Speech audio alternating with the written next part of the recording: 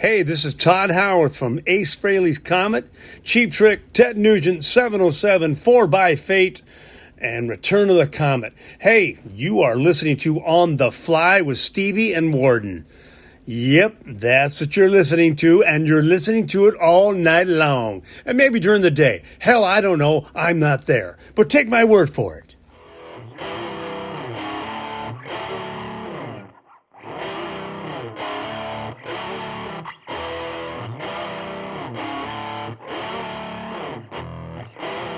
You are listening to On the Fly.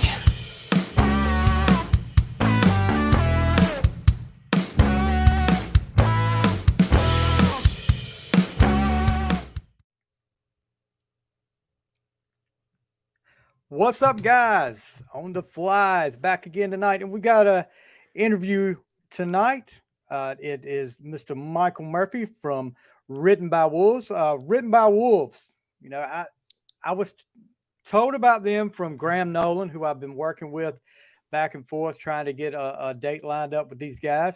They're a fresh and progressive cinematic rock band, and one of the most exciting new rock acts come from New Zealand recent years. They announced themselves on the world stage with their debut release, Secrets, in 2019. They then combined with some of the biggest names in rock music in 2021 to release the collab project. And the guys, when I tell you, I listened to this over and over again, this EP, you really need to listen to this. It's an awesome EP. It's got a lot of different stuff on it, a lot of different artists. You got Sonny Sandoval of POD. Everybody remembers POD. Great group. Kellen Quinn of Sleeping with Sirens, Trenton Woodley of Hands Like Houses, and Sidney Ray White of Wild Things. It's received critical acclaims, millions of streams, and delighted fans worldwide. They've been on the stage with international guys like Machine Gun Kelly, Limp Bizkit, Pendulum, Sublime with Rome, Suicidal Tendencies, Falling in Reverse, Escape the Fate, We the Kings, 4 Years Strong, among others. And tonight, we've got him with us. We're going to talk about all things Written by Wolves, and we're going to talk about their newest single, Give 'Em Hell, which has a message, guys, that is fitting to what's going on in this world today. Mr. Murphy, welcome to the show. How are you doing tonight? I'm very good, thank you. Thank you so much for having me here. It's beaming in from the other side of the world. It's actually the morning here for me, but on Wednesday. So I'll tell you what, the future looks good. Don't you worry. Okay, let's hope so. Let's hope so. So, how long? Okay, first of all, I've done some bands before. I always like to ask this question: where did the name Written by Wolves come from? How did you guys come up with that? Do you know what? It's funny because it sounds like all tough and cool, right? Like, but Dave's actually, one of the guitarists has actually got like these two little dogs, and they look like I can't even remember what they are, which is pretty bad. Like, the guy's been one of my best friends for years. I should know what kind of dogs he's got, but they're little and they look like wolves. And we were recording some of the first songs in his home studio, and they came in and just kind of sat on his studio chair, like they were about to kind of take over the recording session. And that's where it just kind of came as a bit of a joke. And then from then on in, we clearly liked it, and obviously developed and adapted the meaning about being stronger as a pack and all that sort of stuff. But yeah, it's nowhere near as tough and sort of hardcore sounding as it is. Works. It works. It works. I like that. I'm a big dog guy. I got 2 dogs too. So I love dogs myself. Yeah. So growing up in New Zealand, and I know talking to, I've interviewed some groups from Canada, different places like that. And I know sometimes the music scene is different than what we have over here in the States. What were you listening to growing up as a kid? Look, I mean, we are down the bottom of the world, like it is different here. And I think, I mean, obviously nowadays music's so global that, with streaming and things like that it doesn't matter. I mean, I still think when I was a kid, it was still the same. I was listening to Incubus and Linkin Park and Limp Bizkit and Slipknot and all that stuff. I mean, I was a big Beatles fan as a kid, Elvis, Rolling Stones, all that kind of stuff. That's what my parents brought me up on. But yeah, as a teenager, my biggest influences were things like Linkin Park and Incubus and Limp Bizkit and Slipknot and Seven Dust and bands like that. Like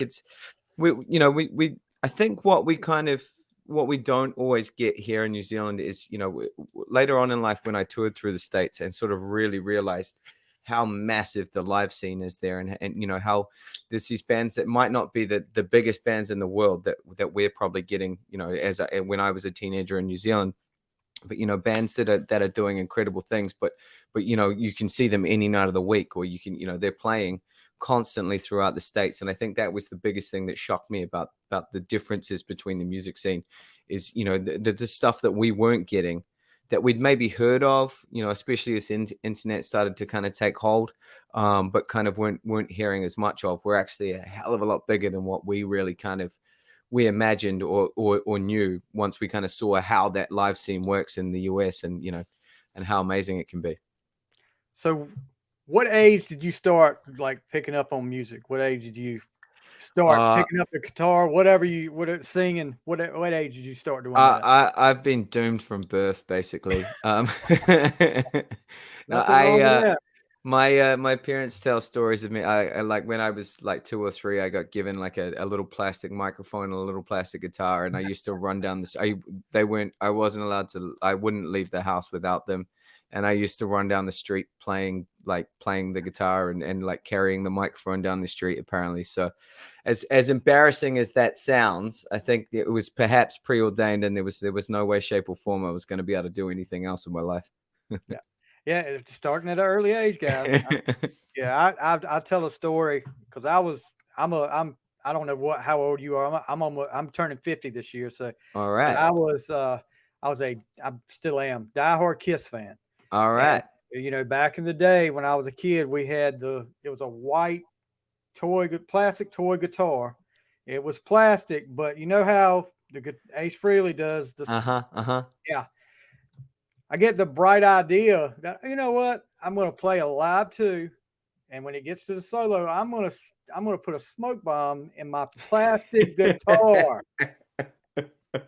Needless to say, I ended up with a great big white piece of melted plastic, and I could kick myself right now because that thing is on like eBay for like $200-300. I could have it right now, but but then anyway. you wouldn't have that story though, right? Oh yeah, Like, I mean, I was a two or rock three star hundred for a dollars minute. is, it is what it is. But the fact that you literally you were a fan of the pyro and you went hard early, that's what I like to hear. That's worth its weight in gold.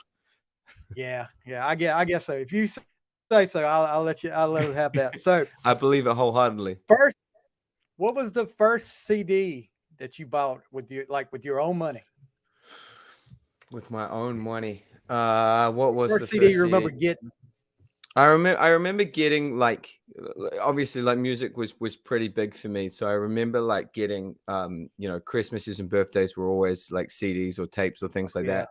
I remember Michael Jackson CDs. I remember, I'm not ashamed to say that there was definitely a boy band phase during the like kind of like the 10s or so, like that 9 or 10 age, before I really found rock music.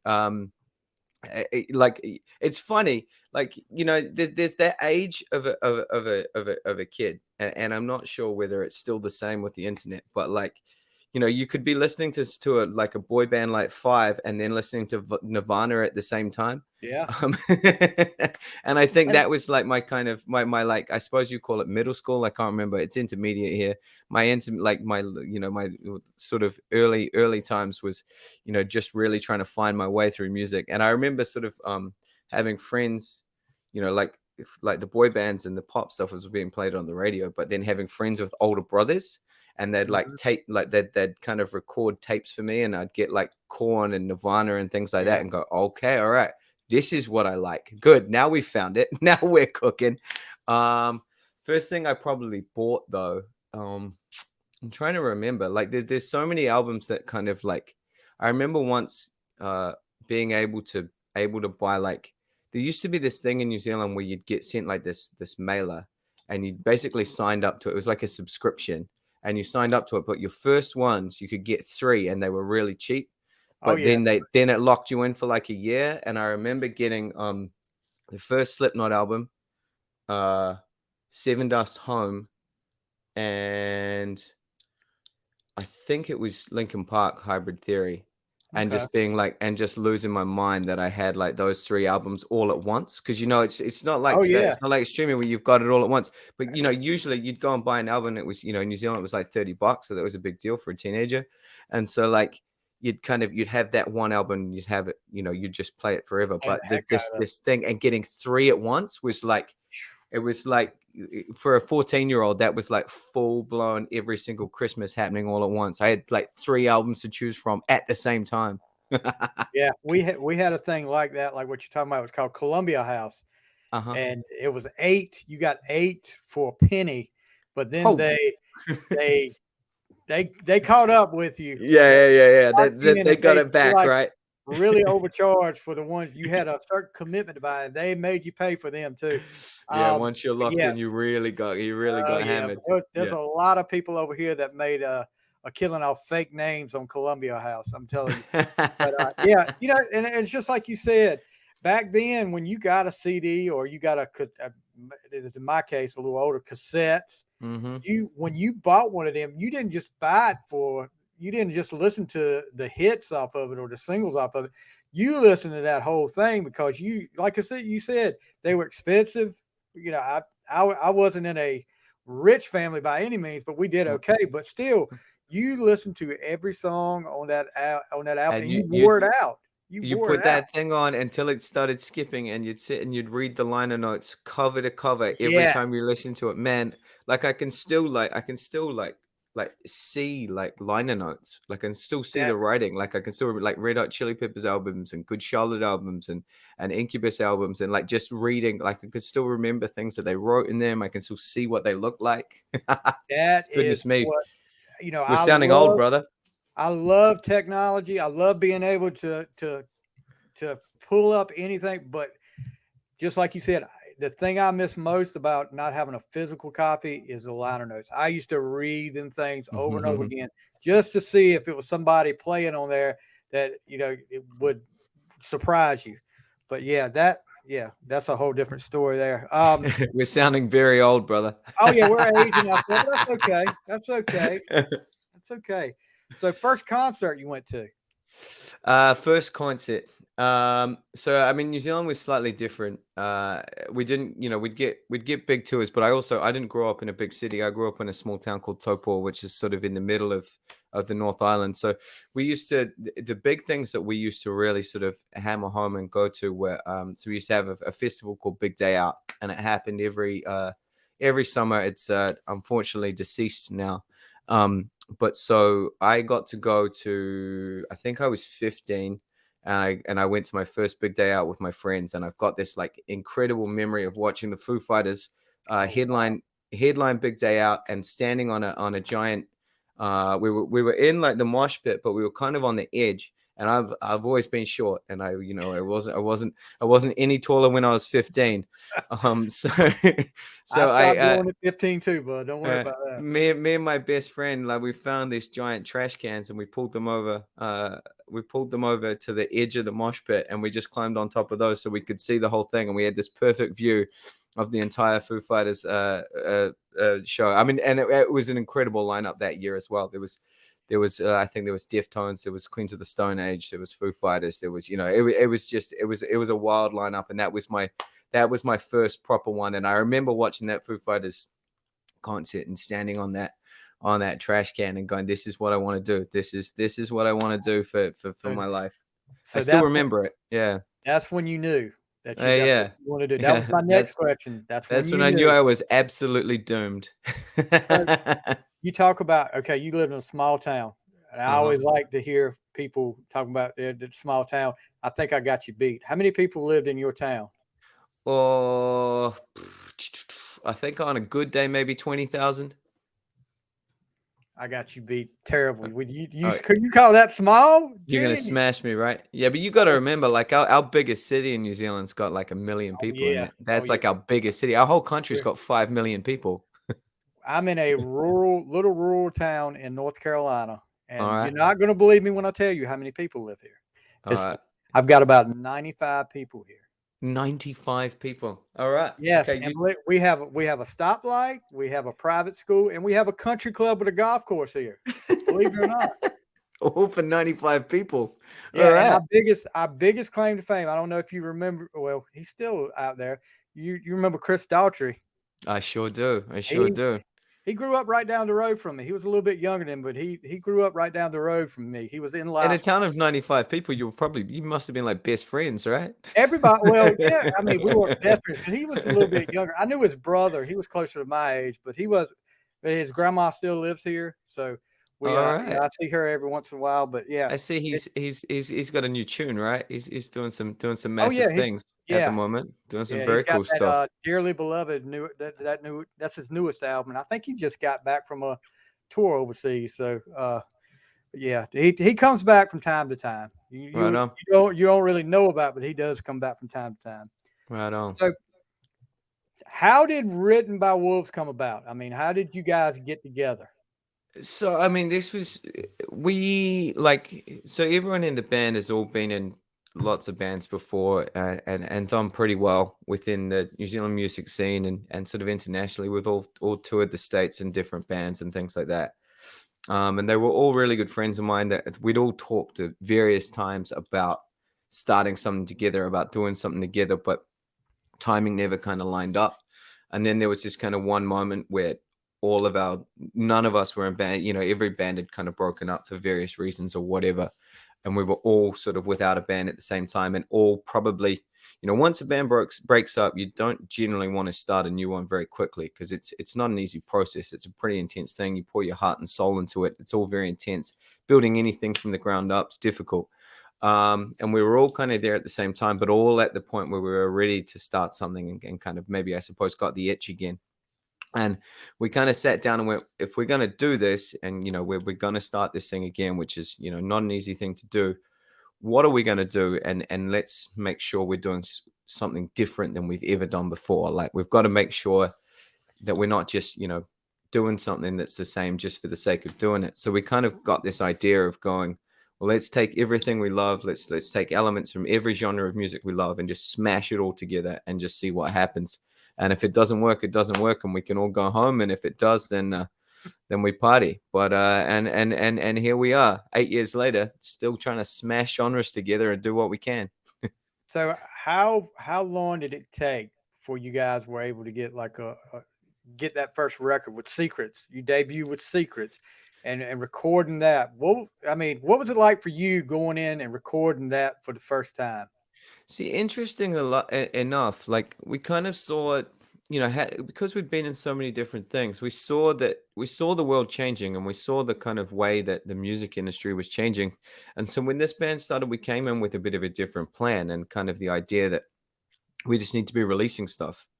So for the first few years, we didn't actually release anything other than singles, but we released lots and lots so we released like an album worth of singles before we even sort of thought about an album. And that was the plan, was just content. But we were writing these songs, we had them ready, so we were pumping them out for the fans and watching it grow. And by the time we recorded Secrets, we had this really great fan base that were kind of like killing us for an album, going, come on, when's an album coming? And so that was, we kind of didn't really record an album until people were screaming for it, which was quite a cool position to be in. Yeah, Because definitely. our albums is, they're such a, like, I mean, every song is your baby, every song's a labor of love, but an album's something, it's taking it to that next step because there's 12 stories on it as opposed to one story. So that was a wild ride, and it was an exciting ride, and it was kind of one that I think, because of the way that things panned out with the way that we were releasing things, it just made it even more exciting because we'd released so many tracks and so many singles for so long that it was like, okay, well now let's take this to the next level. Let's do something different, and let's really create something that we're really proud of. And I think we got to do that, which was amazing. Yeah, and you talk about releasing singles. That seems to be the way things are going today. A lot of bands releasing singles at a time. Even some of the more well known artists are doing singles and just releasing singles at a time, not putting out full albums until they get some built up, and then they'll put it on an album. But yeah, I think that's the way things are going now. I think it's an exciting time for music in that regard, in the sense that, there is, people are trying to release lots of stuff, and there's lots happening. I think as long as you can um, work out an interesting way to tie that into an album, I think that's what we're working really hard on at the moment with our release schedule, and the next body of work is kind of how it all kind of comes together. Without giving too much away, how it sort of comes together to create this one big story that maybe you're just getting pieces of at a time. Um, and I think there's so much avenue for that, with the way the world is and the way the music industry is right now, which is, in my opinion, really exciting. I think that's rad. Yeah, a lot of people and some rock artists are saying rock is dead. I mean, and you guys definitely, you talk about you're influenced by Linkin Park. You can definitely hear that Linkin Park sound Mhm. to some of your stuff. You think rock is dead? Not in the slightest. Don't either. I don't either. You just got to look harder to find it. Well, the thing is, like, I suppose, we're just in this era, that, music has never ever been more accessible than it is right now. I think, and I've trotted this. I really need to go and do some research, because someone told me a statistic a little while ago, and I always repeat it when I'm in interviews, and I don't have any clue whether it's real or not. I know I'm ballpark, but it's something like Spotify gets delivered something like 60,000 tracks a day or a week. I think it might be a week. I'm not gonna go, and obviously I don't want anyone to take this as gospel, because I haven't Right, done my right. research. But it's a wild number. Like my point is sound, in that it's a wild number. There's a lot of music hitting, and it's so accessible, and it's so, you know, it can be really easy to just fall, jump in the car and just sort of hit a daily mix, or something like that on Spotify or whatever streaming platform you use. So there is an element of, you can kind of get trapped into kind of being played what these things think you want to hear, as opposed to going and searching out things that you might love. And I know I fall into that trap sometimes too, but I think you only have to see, uh, some of these audiences at some of these shows around the world that, some of these rock bands are doing. Yeah, I mean, I know some of the last few shows we've done have Yeah. been absolutely wild, and that's down here in little old New Zealand. You only have to see the streaming numbers of some of these rock bands, and I mean, like, I'm pretty proud of the numbers that we're doing as well. I Yeah, mean, we definitely. this little old band from the bottom of the world. We've been stuck down here for the last 3 years because we haven't been able to leave the country and tour overseas, and yet, people are finding us. Our biggest territory, on online, is the US. By, like, it's a third of our listenership, and we've never been able to come and play there yet. So, Oh, you wow. can, you can say that people can say it's dead all you want, but there's still, like, a massive thirst for it. There's a massive hunger Oh, for this definitely. music. If we can sit down here and write music that is that a third of our listenership is in, well, to be honest, the next two-thirds are the UK and Germany, and we've never been able to tour there either. So, I mean, Yeah. that's just where it is, and that's just, the internet has changed the way that we do things. But, man, if anyone wants to suggest that it's dead, I really, I'd like to understand the definition of dead. And me as well. I don't see it. I mean, I I love, and if we talk about accessibility of this music, I love, and I'm always on the lookout for new, like, music like you guys, new Hmm. bands like that. Hmm. And to be able to get into somebody like that, like y'all, your all your music that I've been listening to, it's like, man, I want more. I want more. And I mean, that's I don't know if everybody else out there feels like that, but I want to hear. I love the classic music. Believe me, I do. Hmm. Like I Hmm. said, Kiss fan. I'll go back and listen to that all over again. Any of the 80s rock bands, I'll listen to that Uh-huh. all over again. But I want to hear something new too. I want to hear a new sound. And, guys like you are what I'm looking for. I mean, that's Hmm. exactly. I was really impressed the first time I heard you guys. Thank you very much. I appreciate that. I mean, I think it's another side effect of the way that the world works now, and the way the industry works, is that, like, people have the ability to the capabilities to experiment right now, because music's so accessible, because we can drop, you've Yeah. got you've got bands that are just taking all the ideas they possibly can, especially get changing up their sound. And I know there's some people that don't like that, but man, I love it, because Yeah. the thing is, if something doesn't work, you can just change it, or you drop something else. And I'm not suggesting that music's throwaway, but it gives you more chance. If you're not just working on an album that has to have a physical release and you tour for 2 years, there's a lot of risk. It's hard to take a risk in that. But in this situation where you can just, drop a single and drop another one in a couple of months' time, there's a lot of avenue for creativity and for trying things and doing crazy stuff in that regard, I think. So you talked a little bit about not being able to come to the States, and that brings up a good subject here that I talk about: COVID. Mm-hmm. How did you guys deal with the whole COVID outbreak, the lockdowns? Was this a time that you guys just went in and said, "Hey, look, we're gonna just start writing music. We'll just start doing this," or did you guys do anything like some people went streaming YouTube every week or every so often? What did you guys do? How did you guys manage to get through the whole COVID outbreak? Look, it was a pretty wild time, and it was a pretty, like, we released our debut album Secrets in 2019. So our big plans were all meant to be sort of kicking off in 2020 with touring through the States and touring through Europe and the UK and stuff like that. And all of a sudden we found everything that we've been working on couldn't happen anymore. Jeez. So it was kind of like, it's where it was this ever-changing kind of beast, because no one really knew how long it was going to be for. And we had booking agents going, well, we'll look at this time, or we'll look at this time, or we'll look at this time. And then kind of everything kept changing and growing and moving. But in all honesty, we started writing the new album. We started working on all the new material, but it's also where the collab project was born from. Mm-hmm. I think if it hadn't have been for COVID, we wouldn't have released the collab project, because all these artists, had all this time. So there was this chance to, to get someone like Callan Quinn or get Sonny from POD and go, hey, this is what we're working on. Do you want to be a part of it? But it was also, we saw that it was certainly a time in which things like mental health were really taking a hit. And it was, it was something that it has been a big part of this band, and our advocacy for mental health and talking about things that we don't necessarily find easy to talk about. And so lockdown kind of made us go, well, hold on, what can we do that's more, rather than just writing songs about it and kind of using it, my sort of experiences as our way in which we deal with this.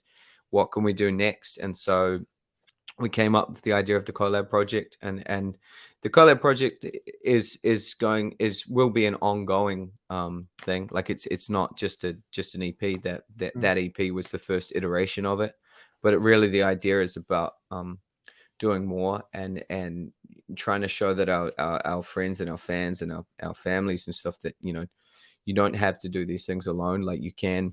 And so that was kind of the idea of kind of bringing people together to kind of talk about these shared experiences that, if people realize that it's more of a normal thing, then there's a different way that we can attack this, rather than kind of leaving it on the fringes and being embarrassed about the fact that we feel these ways. So that's, that was kind of our biggest sort of creative moment, I think. And we realized that we were stuck in the bottom of the world for, a certain period of time, and it wasn't going to change. So let's light some fires and do something different. And that was exciting. And that was fun for us. We ended up having online release parties and things like that. Yeah, definitely. You gotta improvise. Yeah. And so that was, I suppose, the probably the biggest way that we kind of found to do something different and to do something exciting and to kind of make it work for us. And it was cool. And there's guys, I'm telling you, if you go wherever you stream your music at and look Written by Wolves, look Collab Project, it's a different album. They've got a lot of killer songs on there, but then you've got Our Stories, which is just music playing and people calling in and talking about their struggles with mental health. And then there's also one called Hope, which I think is great. Both of these are great. The fact that you guys, especially at that time, are drawing attention to mental health. At that time, there's people everywhere stuck inside, don't know if they're going to work, don't know where they're going to come up with money, don't know what's going to happen next, scared. and you guys come up with something like that to give people hope. Great idea. How did you come up with the idea like that? And I mean, I know you were talking about, you came up, I got to hear the story now, because we talked a little bit about it before we came on the air. I came up with that idea while I was mowing the lawns. I was listening through some of the tracks that we had for the EP, you know, where the EP was sitting, and really kind of looking for you know, how to further the message and how to further what we were trying to say. I mean, I just wanted to make sure that in no way, shape, or form did we ever look like we were trying to sort of, I suppose you leverage something or leverage it like an issue to kind of get streams or anything Right. like that. And I kind of, you know, so a big part of where this all came from in the first place was people used to, like, I suppose almost daily send us messages and emails and sort of DMs and stuff about what our music means to them, and you know, in some instances they're saying, you know, your music saved my life, or this did that, or and you know, that's wild to us, and it's amazing, and it's an incredible honor to be a part of someone's life, that, and you know, be a part of someone's journey in that way, I suppose. So I kind of just thought, hold on a second, what if we lay this all bare and really tell some acts, you know, really, you know, take the metaphor of lyricism out of it, you know, take me spinning, you know, telling my stories through the lens of a song. Let's go one step further. Let's take real people's stories, and let's give them a platform to tell their story, you know, in a way, in a safe space, in a way that they can, and maybe let that be something that can help other people, you know, through whatever struggle it is that they're going through. And it kind of grew from there. I mean, I really, in the initial stages, thought it was possibly just a pipe dream that wasn't going to work. We've got this incredible fan site for wolves called the Wolf Pack, and I just put a message up on that and said, look, hey, this is what we're thinking of doing. Is it something that anyone would be interested in? And we just got people coming out of the woodwork very, very quickly, and I was quite blown away, to be honest. So it meant that it could fly, and it meant we could do it, and we just, you know, the biggest challenge was making sure that we honored people's stories in the way, you know, that that everyone felt like they were being heard. And you know, because obviously, you know, you tell your story, and it's not something that generally fits into a nice little song sort of scope.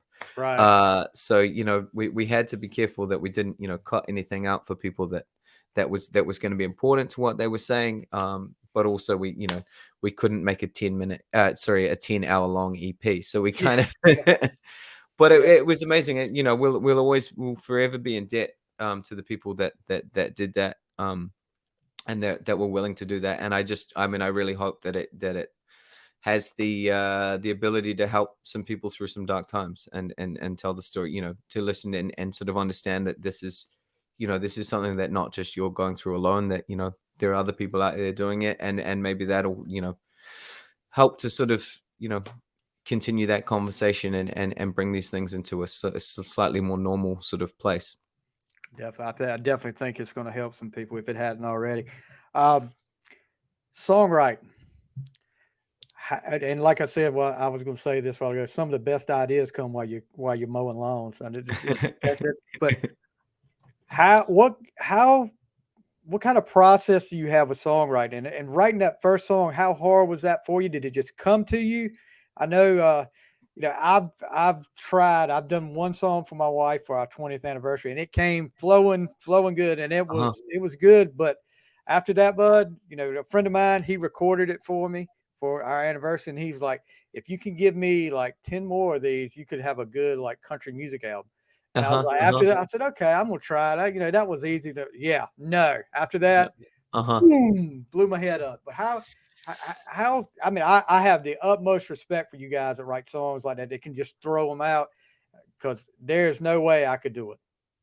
Do you know what? It's one of those things, man. Some days it's gold, and some, you know, just flows, like you say, and just all comes out, and it all happens, and it all kicks in, and it all comes together. And some days it's an absolute struggle and a fight. You know, for me, it's not something that I think is a process that's the same every time. Some days I'm not really very good at like stopping and coming back to something. And so I've had to really kind of train myself to like, I like to kind of get something finished and leave it like Right. that. So I don't stew on it. But I've also found that sometimes if I do leave stuff for a bit and come back, my brain has some time to tick it over and sort of come up with different ideas. So it's not a process for me that kind of is always the same. I do find myself like I'm the kind of guy I like to take something, lock myself in a room, and kind of just and just really sort of throw stuff at a wall until it all comes together.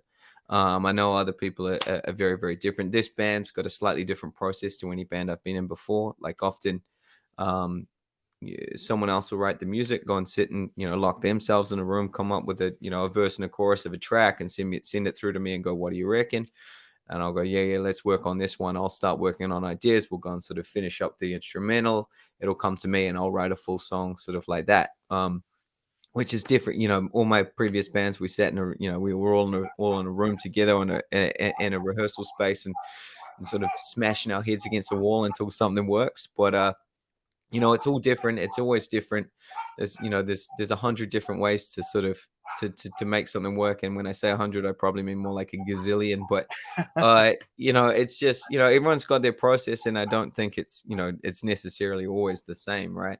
Right. It's just, Yeah, you hear my two going off on somebody out there right they're now. having a good time. Yeah, they're having a good time. One of them 95 people out there. Well, you're here, so there's only 94 other people that they can be yelling at right now. So, okay, let's talk about the newest single, "Give 'Em Hell." You did an alt version of it. Talk about coming up with the idea for that, because it's got the subject matter is division in this world is going to lead to the downfall of this world, which is exactly what's going on right now. Because I don't think I've ever seen this world more divided than it is now. Talk a little bit about how you guys came up with that song about and where you were going with this. Look, so for the first time, I was sent the idea. So one of the guitarists, Bahadur, came up with the initial idea and kind of sent it through to me. And the moment I heard it, I was really quickly drawn to it. But it was also like I just heard the idea of this like kind of public service announcement of this warning that like, and I suppose when I wrote it, it was at a time when you didn't really know what was going to happen. It felt like anything could kick off at any point, that, we might be in, World War III or worse or anything. And so it just felt like this kind of an opportunity to kind of talk about exactly what you say, that, division is going to kind of bring our downfall. And if we can't work out a way to kind of sort of put aside our differences and come together, then we're going to end up,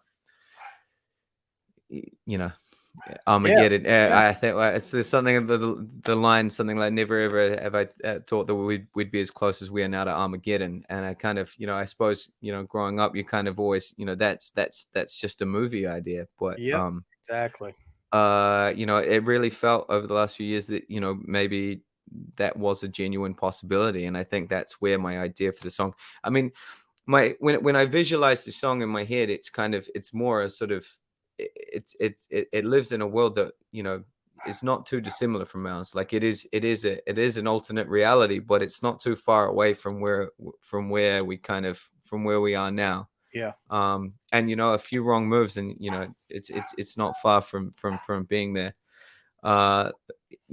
Whether or not we can sort of put aside our differences and come together and work out how to sort of live together, I don't know, but I sure as hell hope we can.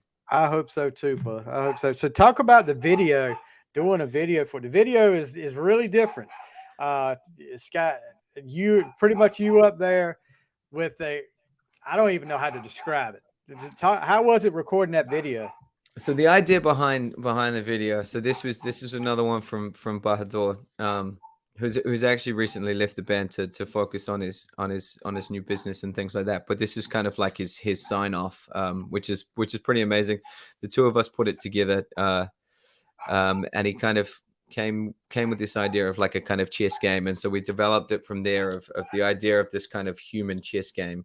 Right. that kind of basically, it's all about consequences. It's all a game of life and death. A wrong move and it could be your last type thing. So that's kind of where we went with this one.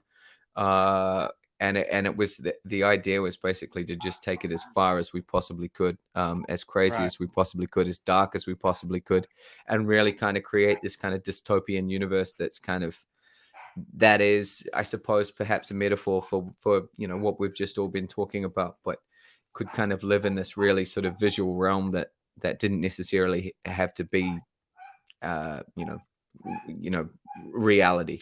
So that's where that was. It's kind of this chess game that's meant to kind of be slightly bigger and a bit darker and a bit dirty and a bit scary, but it was a hell of a lot of fun. I had, like, for half the day I had contacts in that I couldn't actually see out of, Oh and wow. I was producing the video. So Bahadur was directing it, I was producing it, so I was trying to tell people where to go and what to do, and kind of make sure that the makeup artists were on top of everything, but I couldn't see anything. So it was like kind of like fumbling around with the sword, using it as a cane, trying to like be like, right, are the horses ready? Is this ready? Like, this is like, we need to get on to this shot next, and like, right, I need this person in makeup, I can't see you, but please be in there. So it was pretty wild. So what's next for you guys? Well, I know you were talking about you didn't want to give too much away, but yeah, is there new music? Is there a tour in the future for Look, you guys? I think basically if you're just finding the band now, or you've been a fan in the Yeah. past, like, now is a very, very exciting time for you. This is, we're not just dropping that. This ain't just going to be one and done. Like, it's all on right now. There's a lot to come. It's a very, very exciting time. We've got a hell of a lot in the works. There's a lot of new music that I spent a bit of time in LA last year finishing up a lot of new music. So there's some really exciting things coming. We're working on shows, we're working on tours. Basically there's a few fingers crossed moments. We need a few ducks to line up in a row at the Right. moment, but there's a lot coming. There's a lot of new music, there's a lot of new videos. So just get excited, basically, is all I really need you to do. I got you. We're definitely excited about it. So I'm gonna do a few quick hitting questions, Hit me. and then we'll talk a little bit about where everybody can find you and how everybody can keep up with you. But all right, now you may have one or two. It may be hard for you to decide. I've only had one person that reeled one off as soon as I asked her. Favorite song? Stairway to Heaven. Wow. Yeah, go on, dude. That's two now. Because usually people have, oh, you just Well, want one. I you, can't we, narrow it down to one. you set me up there because you said someone had done it. I had to do that. I mean, my favorite song changes daily, but Yeah, oh, you it said does. someone had done it, so I got competitive. I do have a story there, and I know this is fast questions, but so I used to, when I was a teenager, I used to never want to get out of bed for school, and so Uh-huh. my mom used to come in every morning and put on Stairway to Heaven to wake me up, because she knew, and this is the genius behind it, is she knew she had 8 minutes, so I had 8 minutes to get up, and Oh wow. it's like the perfect build to wake up, right? So it's super chill, super chill, super chill, and then it gets hectic, and you're like, right, now I'm ready to get up. So it's my mom was a genius, and I'll always love that song because of it. Stairway to Heaven. All right, favorite album.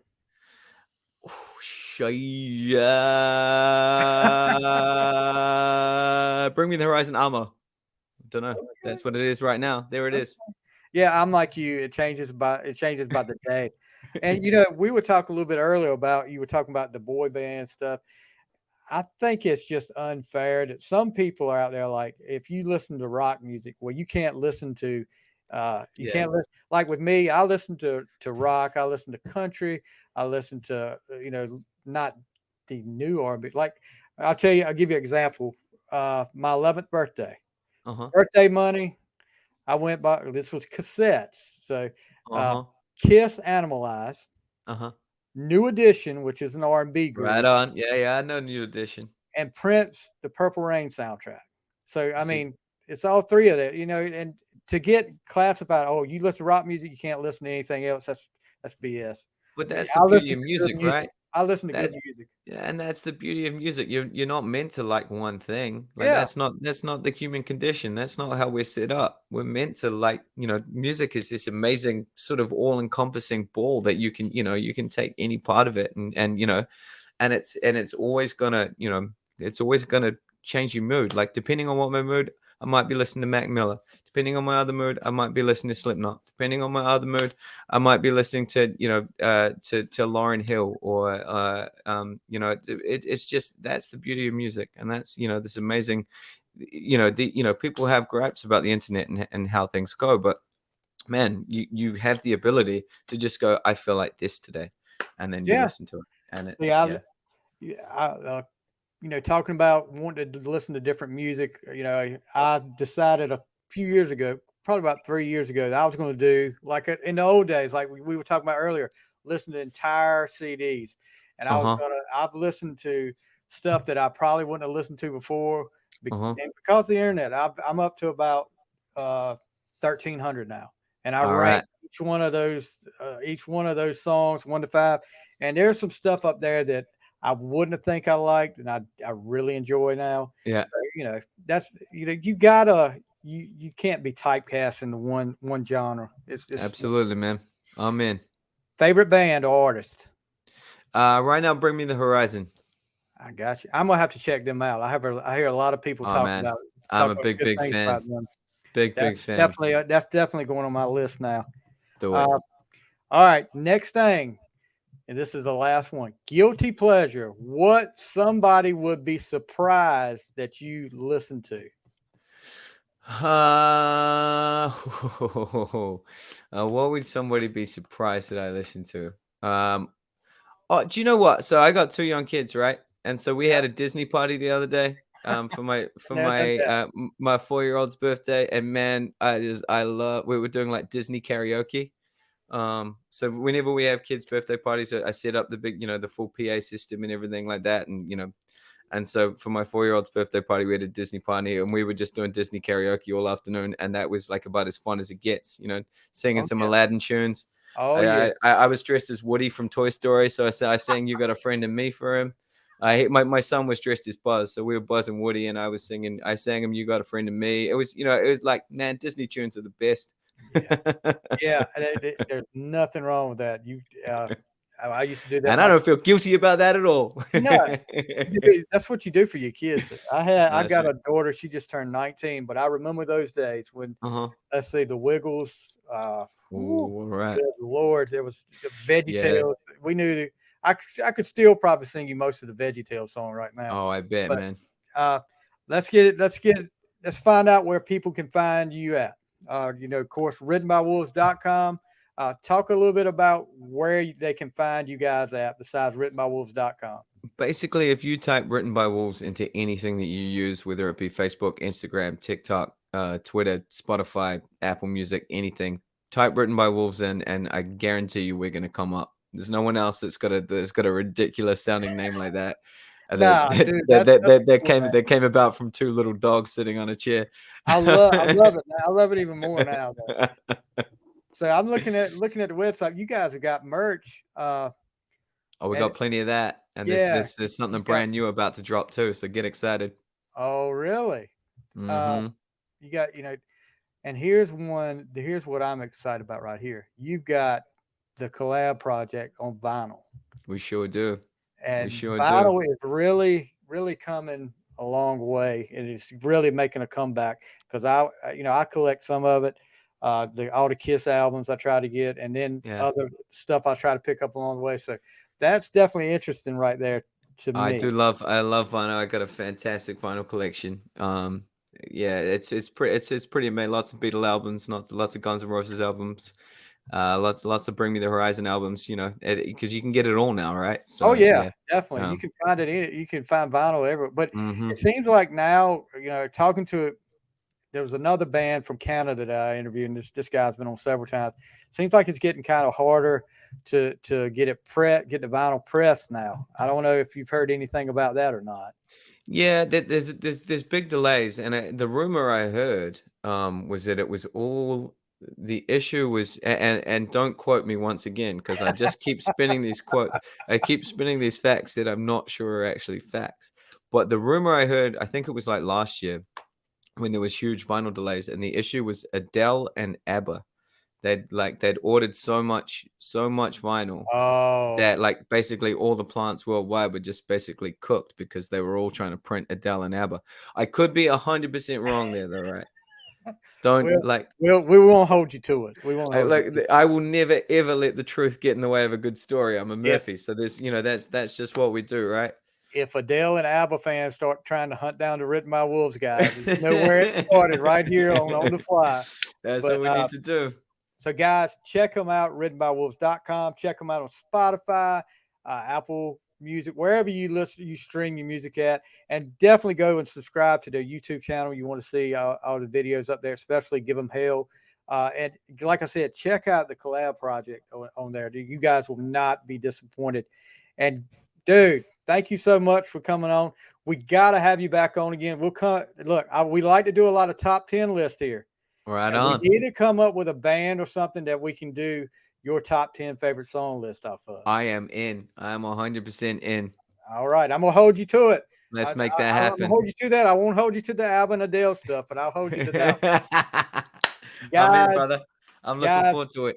check out Ridden by Wolves anywhere you stream your music. Check them out on YouTube. Like I said, once again, I want to give these guys all the exposure I can. I know they don't need it from little 95 people in Last Grove here, but check out Ridden by Wolves. The guy that is Michael Murphy. Thank you so much, Mr. Murphy.